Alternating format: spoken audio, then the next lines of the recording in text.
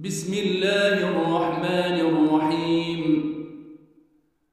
يا أيها الناس اتقوا ربكم الذي خلقكم من نفس واحدة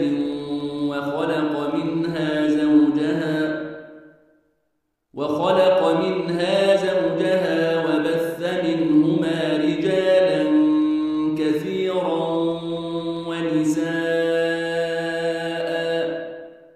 واتقوا الله الذي تساءلون به والأرحام، إن الله كان عليكم رقيبا. وآتوا اليتامى أموالهم ولا تتبدلوا الخبيث بالطيب ولا تأكلوا أموالهم إلى أموالكم، إنه كان حوبا كبيرا. وإن خفتم ألا تقسطوا في اليتامى فانكحوا ما طاب لكم من النساء مثنى وثلاث ورباع، فإن خفتم ألا تعدلوا فواحدة أو ما ملكت أيمانكم، ذلك أدنى ألا تعولوا. وآتوا النساء صدقاتهن نحلة، فإن طبن لكم عن شيء منه نفسا فكلوه هنيئا مريئا. ولا تؤتوا السفهاء أموالكم التي جعل الله لكم قياما وارزقوهم فيها واكسوهم وقولوا لهم قولا معروفا.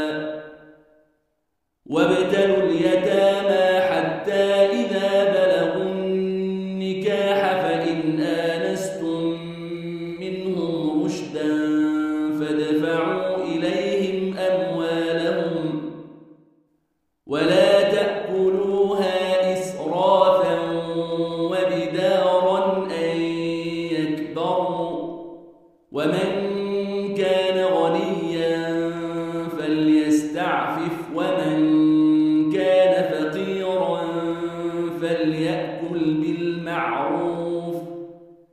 فإذا دفعتم إليهم أموالهم فأشهدوا عليهم، وكفى بالله حسيبا.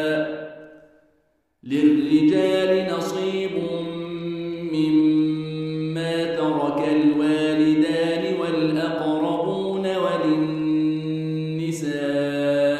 نصيب مما ترك الوالدان والأقربون، وللنساء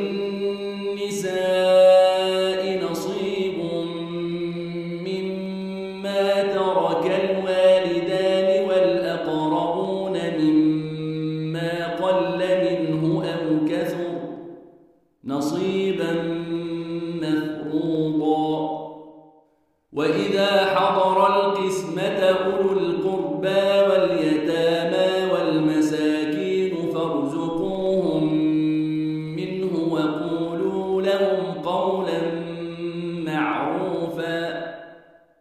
وليخشى الذين لو تركوا من خلفهم ذرية ضعافا خافوا عليهم فليتقوا الله وليقولوا قولا سديدا. إن